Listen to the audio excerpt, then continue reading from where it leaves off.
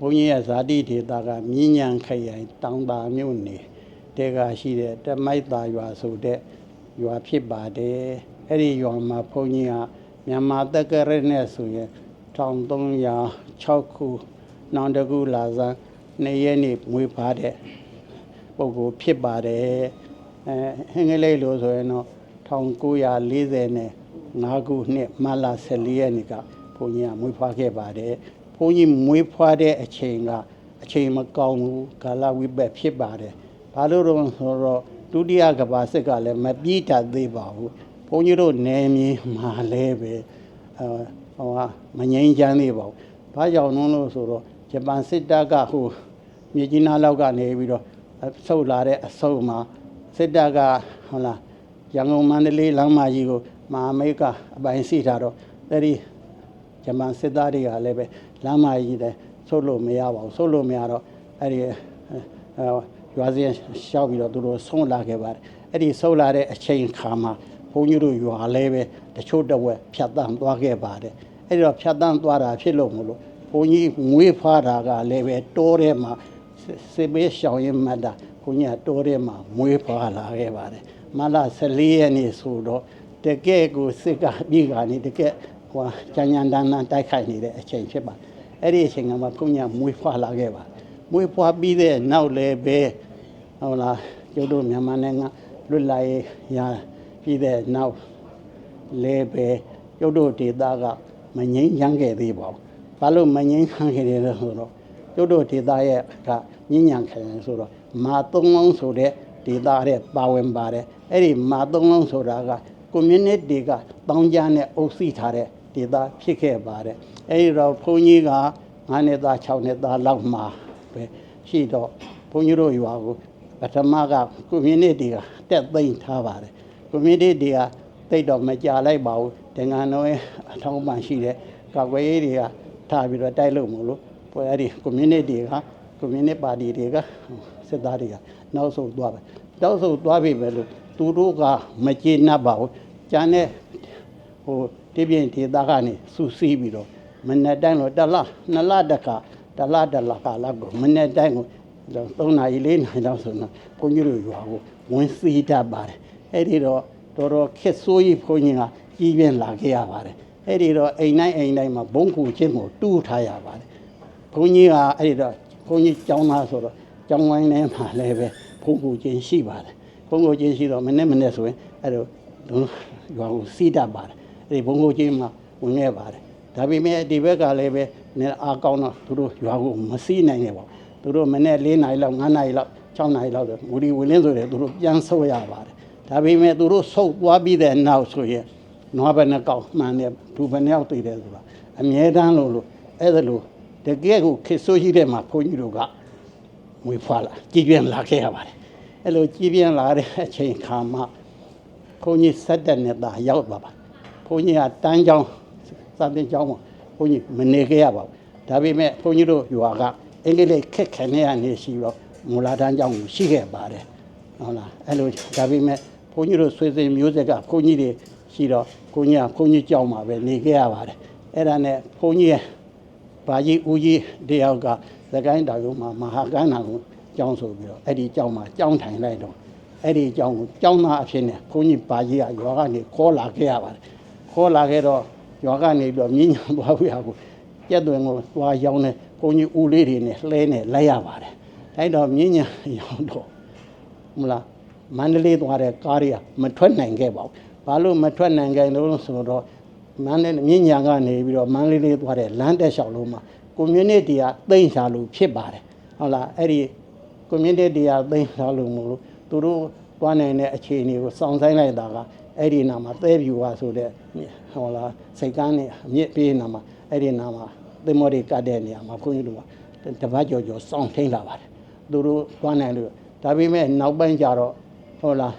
ဒီကတော့လုံးကားမထွက်နိုင်တော့အရှင်ဖေဟာတို့ဟုတ်လားမိထီလာနေပတ်ချင်းပတ်ဆိုတော့အဲ့လိုဆိုတော့နောက်တဲ့နေ့တော့မိထီလာနေပတ်မယ်လို့ဆုံးဖြတ်ပါတယ်အဲ့ဒီဆုံးဖြတ်တဲ့နေ့မှာပဲပြေကတို့ဆိုတဲ့ဟုတ်လား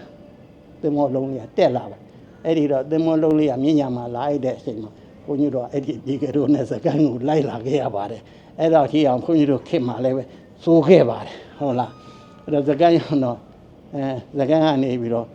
သမုတ်စိတ်ကနေပြီးတော့ကျွန်တော်တော်သားဆိုတော့လေကိုထုတ်လေးကိုထမ်းနေပြီးဟိုတောင်ပေါ်ထိအောင်ဘုန်းကြီးတို့ခြေချင်းတက်ခဲ့ရပါတယ်တဲ့တယ်အဲ့ဒီမဟာကဏ္ဍအောင်ချောင်းမှာဘုန်းကြီးကဆက်တဲ့သားအနေနဲ့အဲ့ဒီမှာရောက်သွားပါရောက်သွားတော့အဲ့ဒီမှာတခါကြီးကနောက်တလားနှစ်လားကြောက်တော့လိုက်လာပါတယ်ကိုရင်ဝတ်ဖို့ဆိုပြီးတော့ကိုရင်ဝတ်တခါကြီးလိုက်ပြီးတော့တကိုင်းတောင်ပေါ်မှာဘုန်းကြီးရဲ့ဗာကြီးအရင်ဖြစ်တဲ့ဥမေခိန်တာရဲ့သူ့ရဲ့ညီတော်ဖြစ်တဲ့ဥကေတရိန်တာတို့ရဲ့အဲ့ဒီနှစ်ပါးနောက်တစ်ပါးနှစ်ပါးရှိတဲ့ဟုတ်လားဆွေမျိုးတော်တဲ့ဘုန်းကြီးတွေထာမှာဘုန်းကြီးကိုရင်ဝတ်ခဲ့ရပါတယ်ကိုရင်ဝတ်ခဲ့ရတာက1319ခုနှစ်ဒုတိယဝါဆိုလဆယ်အဲ့ဒီမှာကိုရင်ဝတ်ခဲ့ရပါတယ်အဲ့ဒါကတော့ကိုရင်ဝတ်တဲ့နှစ်ဖြစ်ပါတယ်အဲ့ဒါနဲ့ကိုရင်ဝတ်ပြီးတော့အဲ့ဒီကနေတလျှောက်ကြီးဗုဒ္ဓဘာသာစာပေကိုပဲသင်ခဲ့ရပါတယ်ဟုတ်လားပေရကြီးတွေကတော့ငယ်နဲ့ကနေရထားတော့မလို့နောက်ရှင်ကျဝတ်တို့နောက်တရာတို့သိညိုတို့ကိုအဲ့ဒီကျောင်းမှာပဲဘုန်းကြီးကနေသင်ခဲ့ရပါတယ်ဘုန်းကြီးကျောင်းဆိုတော့ဘာမှအစင်အတန်းနေပါတယ်မရှိပါဘူးကိုတက်ရင်တက်တက်လောက်သင်ခဲ့ရပါတယ်အဲ့ဒီတော့အဲ့ဒီကနေပြီးတော့ဟုတ်လားဘုန်းကြီး16နဲ့16ရောက်တော့ဘုန်းကြီးပထမငယ်ဆိုတဲ့ဟုတ်လားဘုန်းကြီးအသင်တန်းမှာဘုန်းကြီးဝင်းဖြေပါတယ်ဝင်းဖြေတော့ဘုန်းကြီးလည်းကြိုးစားမှုလည်းရှိပါတယ်နောက်တစ်ခုကဘုန်းကြီးကိုသင်ပေးတဲ့ဆရာသမားတွေကလည်းနည်းနည်းကြမ်းမှမှုလည်းရှိတော့ဘုန်းကြီး1323ခုနှစ်ပထမပြန်စာမှုဝဲမှာပထမငယ်တန်းမှာချုံရပါဠိတဲ့ဖြစ်တာနံပါတ်1ရခဲ့ပါတယ်အဲ့ဒါပြီးတော့နောက်က24ခုနှစ်ရောက်တော့ပထမလာတန်းကိုရောက်သွားပါပထမလာတန်းကိုရောက်သွားတော့ဘုန်းကြီးကနည်းနည်းတော့ဝရိယနဲ့တော့ဘုန်းကြီးပထမတော့မရဘူးတတိယရခဲ့ပါတယ်တတိယရခဲ့တယ်နောက်တစ်ခါအဲ့ဒါနဲ့ဘယ်ဆိုရအသက်ကလည်း28ခုနှစ်78နှစ်သားဖြစ်သွားပါတယ်ဒါပေမဲ့ပထမကျော်ဆိုတဲ့နံပါတ်1ရအောင်ငါကြိုးစားမယ်ဆိုလဲတက်နဲ့နားခဲ့ပါတယ်တက်နဲ့နားခဲ့ပါနားတဲ့အချိန်လည်းဘုန်းကြီးတို့ကစာပေတွေပါတယ်ကြိုးစားခဲ့ပါတယ်အဲ့ဒီတော့တက်နဲ့နားတဲ့အချိန်19ခုနှစ်ရောက်တော့ဘုန်းကြီးကိုရဟန်းဖြစ်ပါတယ်ရဟန်းဝါနဲ့နောက်20နှစ်ရောက်တော့ဘုန်းကြီးကပထမကြီးတန်းကိုလက်ခံပါတယ်ဝင်းဖြေပါတယ်ဝင်းဖြေတော့ပထမကြီးတန်းကိုဘုန်းကြီးပထမကျော်ရရမယ်ဆိုတဲ့အနေနဲ့ဘုန်းကြီးကြိုးစားခဲ့ပါတယ်တော်ကြိုးစားခဲ့ဒါပေမဲ့ကံအားလျော်စွာဘုန်းကြီးပထမတော့မရဘူးပထမကျော်အောင်ဒုတိယရပါတယ်အဲ့ဒါတော့အတန်းတိုင်းမှာဘုန်းကြီးပထမငယ်ပထမလက်ပထမကြီး3တန်းလုံးမှာဘုန်းကြီးစကောလာရှိရခဲ့ပါတယ်စကောလာရှိရတော့နိုင်ငံတော်ကအနေနဲ့ဘုန်းကြီးကိုစကောလာရှိပေးပါတယ်ဟုတ်လား4နှစ်5နှစ်စကောလာရှိထောက်ပံ့ခြင်းကိုရပါတယ်အဲ့ဒါနဲ့ဘုန်းကြီးကကြိုးစားတော့ငါတော့တော်တော်လေးတော့ကျန်ပါဝင်ကြီးဘုန်းကြီးကလည်းဘုန်းကြီးကကြိုးစားတော့အထက်တန်းစာမှုဝဲတွေကိုတော်ဟုတ်လားစနိုင်တယ်ဝင်းဖြစ်တယ်နဲ့ဆိုတော့ဘုန်းကြီးကမန္တလေးကိုတက်ရွှေ့ပါတယ်မန္တလေးရှိတော့မန္တလေးမှာဝိသောတာတိုက်စီချင်းကြောင်းမှာဘုန်းကြီးရဲ့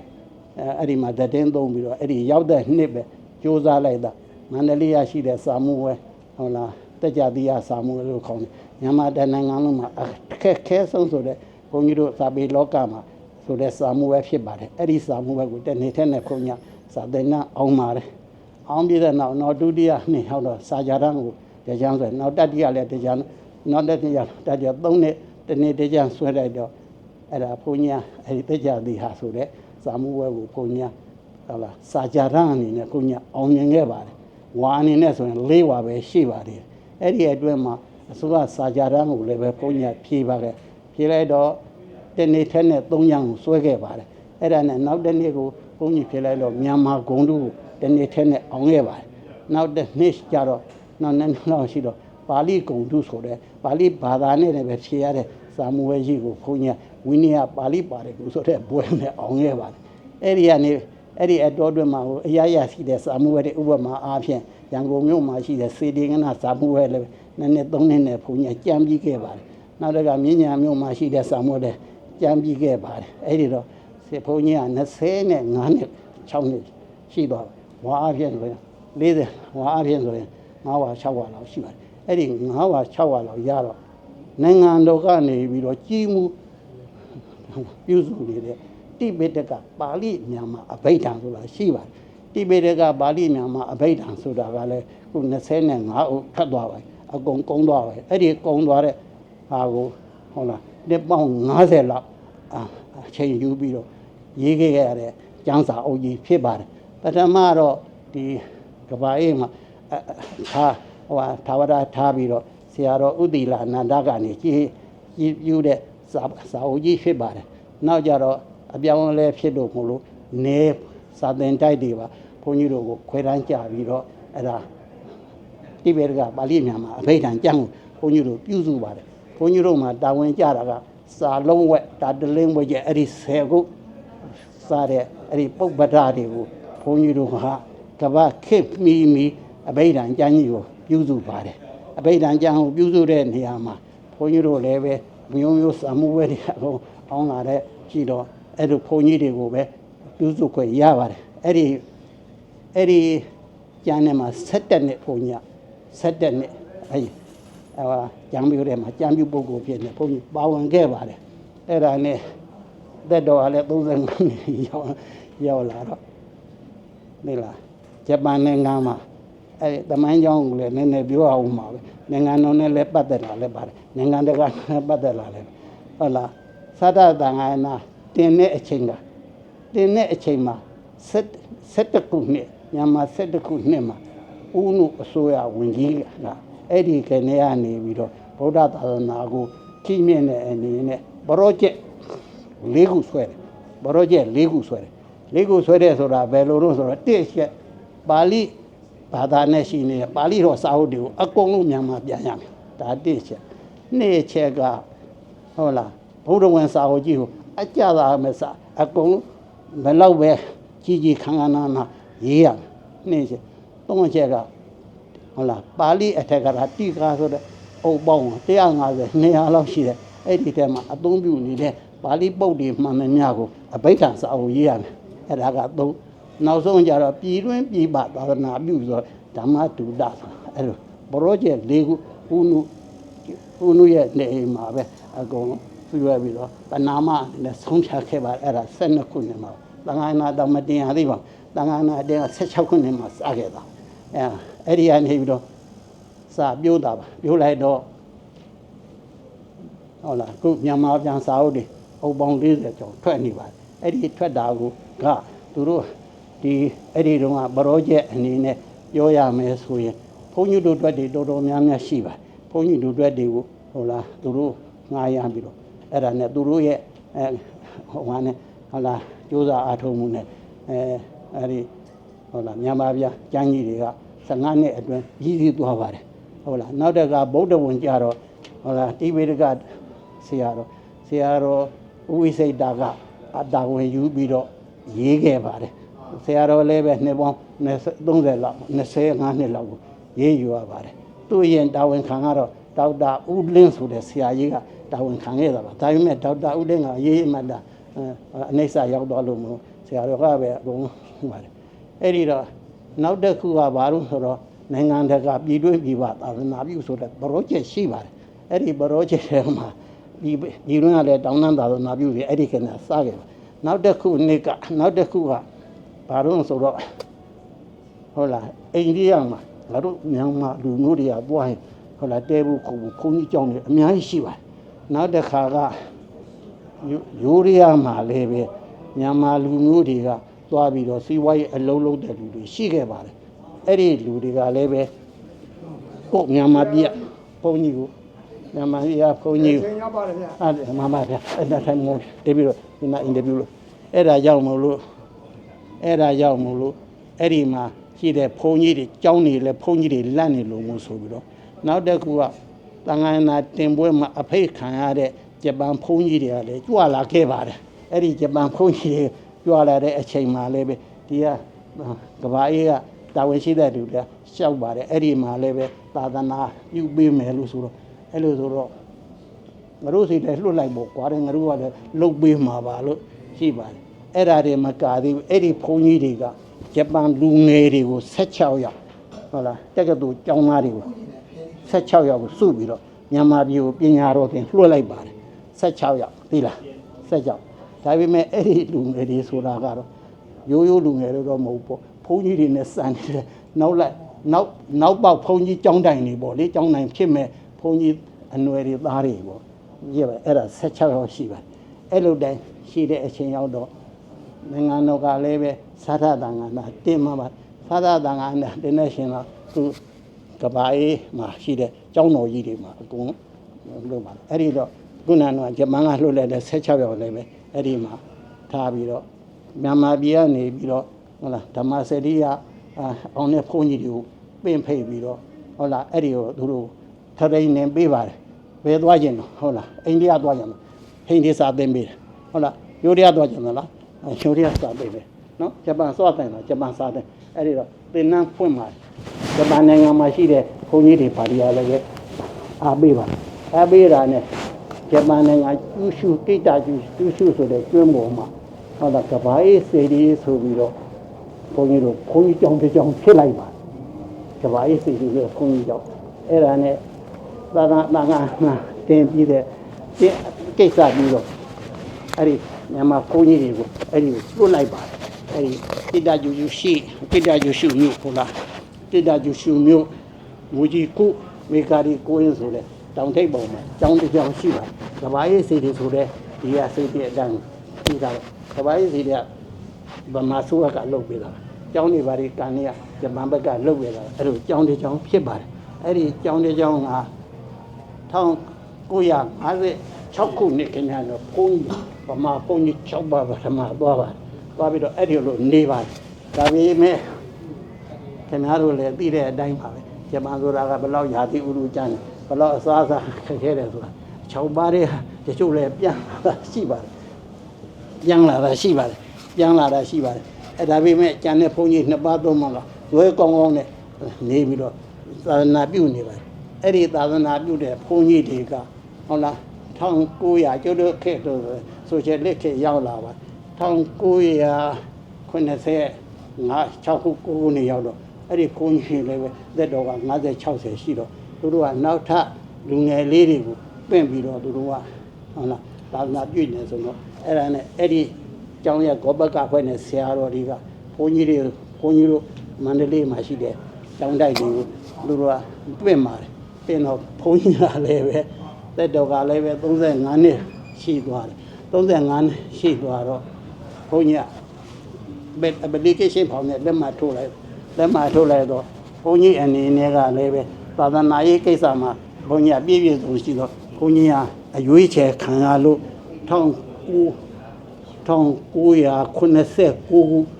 ဩဂုတ်လ25ရက်နေ့မှာဘုန်းကြီးကျမ်းနေပြီးတော့အဲဒီဂျပန်နိုင်ငံကိတ္တကျူရှုမြို့ကျူရှုကျွန်းကိတ္တကျူရှုမြို့မိုးကြီးခုမေကာရီကိုင်းဆိုတဲ့ပန်းချံနဲ့တောင်ထိပ်မှာရှိတဲ့မြန်မာဘုန်းကြီးကျောင်းကို1989ခုမတ်လ25ရက်နေ့စပြီးတော့ဘုန်းကြီးနိုင်ငံညာသာသနာပြုခဲ့ပါတယ်နိုင်ငံညာသာသနာပြုခဲ့ပါတယ်ခက်ခဲတွေအများကြီးရှိပါတယ်ခင်ဗျားတို့တရားပင့်တယ်လို့သွားလို့ဆိုတာမဟုတ်ပါဘူးကိုကြိုးစားအားထုတ်တာတွေကလည်းများခဲ့ပါတယ်ကျောတို့ကသွားပြီမယ်လို့ဂျပန်စာသင်ကျောင်းကိုလုံးဝသင်ခဲ့တာမဟုတ်ပါဘူးအရင်ဆရာသမားတွေပြီးတော့ဖတ်စာလေးဖတ်ပြီးတော့ကျောတို့ကသင်လာခဲ့တာပါသင်လာခဲ့တော့အဲ့ဒီမှာနေမတ်တာဘုန်းကြီးတို့ကိစ္စကဘာလို့လို့ဆိုတော့အမှန်တော့သာသနာပြုပါပဲ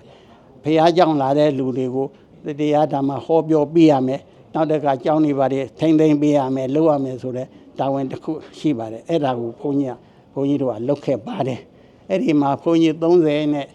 နှစ်ဘုန်းကြီးကသတင်းသုံးခဲ့ပါတယ်အဲ့ဒီသတင်းသုံးတဲ့အချိန်ခါမှာဘုန်းကြီးကဂျပန်စကားတွေပါတယ်လည်းတတ်ခဲ့ပါတယ်ယခုလည်းပဲအကုန်လုံးပြောနိုင်ပါတယ်ပိဋကစာပေတွေပါတယ်ဘုန်းကြီးကအကုန်ပြောနိုင်ပါတယ်ဒီပြန်လူငယ်တွေပါတယ်လည်းပဲဟုတ်လားအဘိဓမ္မာတွေပါတယ်လည်းပဲယခုထက်တည်းပြောပေးနေပါတယ်အဲ့ဒီဗတန္တရဂျပန်စာပေအဖက်မှာတော့ဘုန်းကြီးကဘာမှခက်ခဲတာမရှိပါဘူးအဲ့လိုတိုင်းလုပ်ခဲ့ပါတယ်ဘုန်းကြီးကိုယ်တိုင်ဘာသာပြန်ခဲ့တာကတော့ဟုတ်လားမဟာစီဆရာတော်ရဲ့ဝိပဿနာရှုနည်းဆိုတဲ့ကျမ်းကိုဘုန်းကြီးဂျပန်လိုပြန်ပြီးတော့ထုတ်ခဲ့ပါတယ်အဲ့ဒါဒီမှာလည်းရှိပါတယ်နောက်တစ်ခါကျတော့ဓမ္မပဒဆိုတဲ့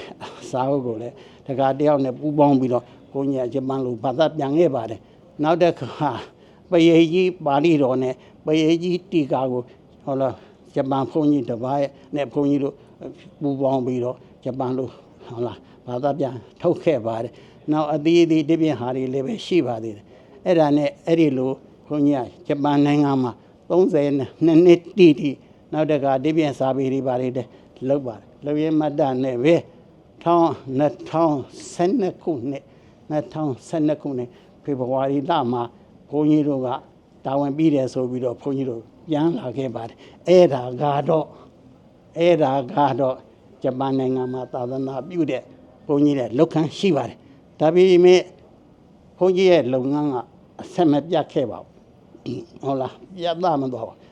ဘာလို့ဆိုတော့ဘုန်းကြီးဟာစာပေအနေနဲ့လည်းသာသနာပြုခဲ့ပါတယ်ဟုတ်လားဟောပြောအနေနဲ့လည်းသာသနာပြုပါတယ်နောက်တစ်ခုကကမ္မထံဘာဝနာအနေနဲ့လည်းဘုန်းကြီးသာသနာပြုပါတယ်အဲ့ဒီမှာဘုန်းကြီးတို့နဲ့ပတ်သက်ပြီးတော့နာဂုရနာကမြို့တစ်မြို့ရှိပါတယ်အန်ကျော်ဆိုတဲ့မြို့မှာအဲ့ဒီအန်ကျော်မြို့မှာကျောင်းထိုင်နေတဲ့ဘုန်းကြီးကျောင်းတစ်ပါးကသူကတက္ကသိုလ်တစ်ခုမှာလေပါဠိဘာသာတွေသင်လာတော့အတော်ပါဠိလေးနားလည်ခဲ့ပါတယ်နားလည်ခဲ့တော့သူကဩဂုတ်လ15ရက်လောက်ကနေပြီးတော့ဟုတ်လား25လောက်ထိအောင်အဲ့ဒီရက်အတွင်းမှာသူကျောင်းမှာပါဠိသင်တန်းဆိုပြီးတော့ဖွင့်လက်ပါတယ်ပါဠိသင်တန်းကဘယ်လိုဖွင့်လက်တယ်လုံးဆိုတော့လူငယ်တွေဟုတ်လားလူငယ်ဆိုတော့ပါဠိဘာသာကိုဟုတ်လားပါဠိဝါဒနာပါတဲ့သူတွေသင်ရင်တဲ့လူတွေကိုတက်ကတူအသီးသီးကိုလိုက်ပြီးတော့စီယုံပြီးတော့လူစုပါတယ်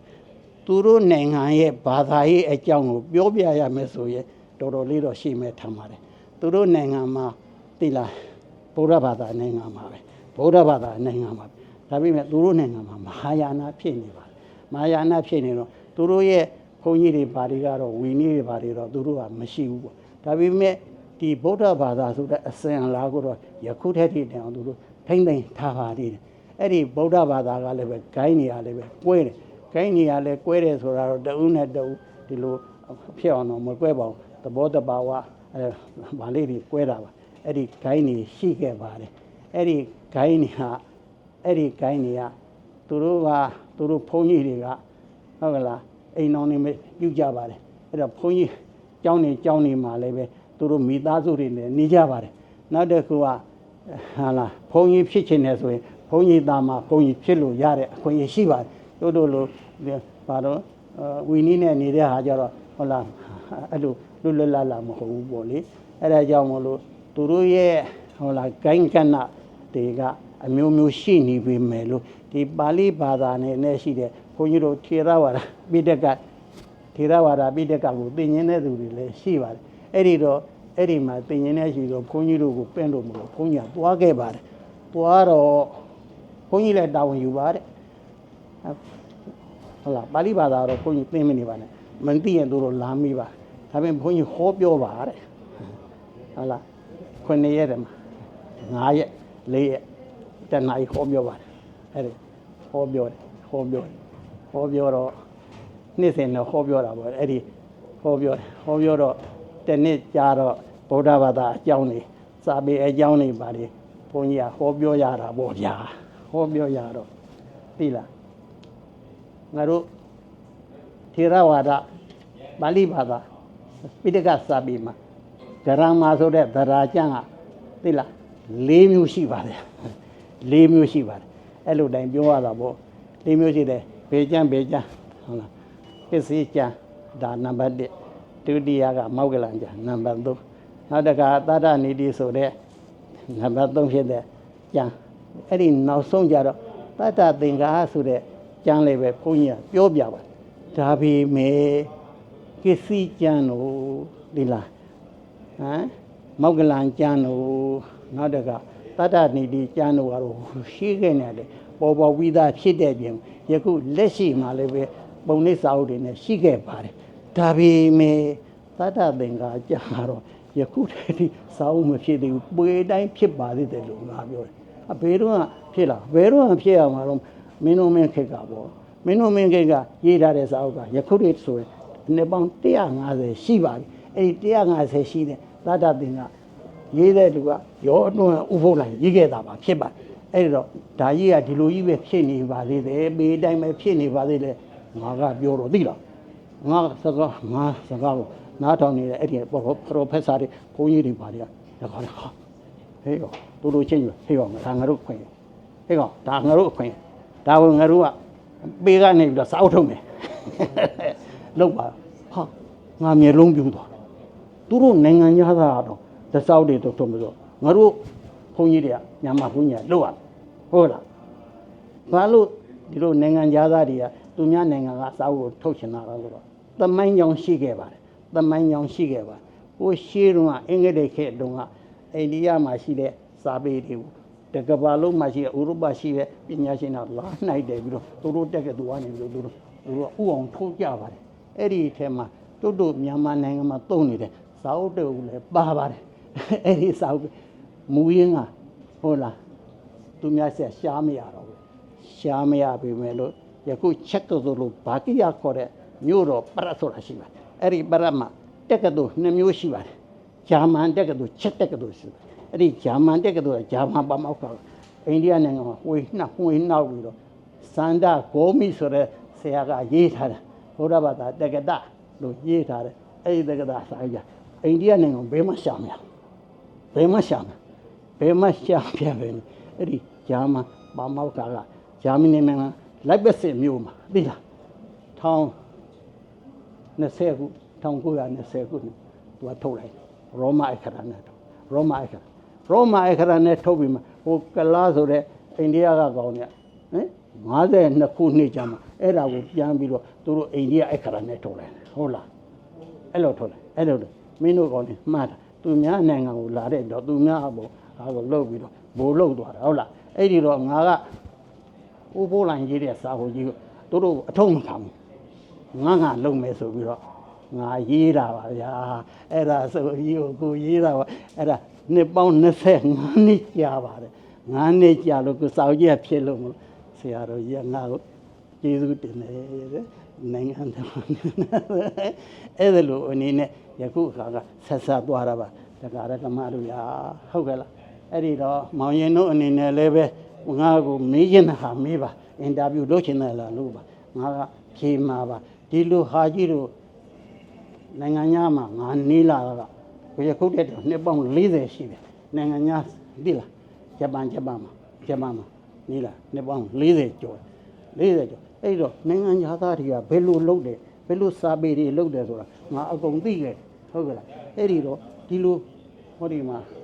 ဟိုစာကြည့်တိုင်းပေတို့တွေအများကြီးရှိတယ်စာအုပ်ဖြစ်ပေါ်တဲ့အဲ့ဒါငါတို့မှာတာဝန်ရှိတယ်ဆိုတာကိုမောင်ရတို့ဗမာတွေလည်းပဲနားလဲစီးချင်ပါတယ်ဟုတ်ကဲ့လားအများကြီးရှိပါသေးတယ်ငါလည်းအခုအသက်က80နဲ့တနည်းရှိပါသေးတယ်ငါလည်းဆက်လုပ်မှာပါအဲ့ဒါလေးတွေလည်းပဲနောက်ဆက်ပြီးတော့မင်းတို့မြန်မာတွေကိုလုပ်ပြီးပါလို့ဘုန်းကြီးကတောင်းပန်ပါတယ်ပါ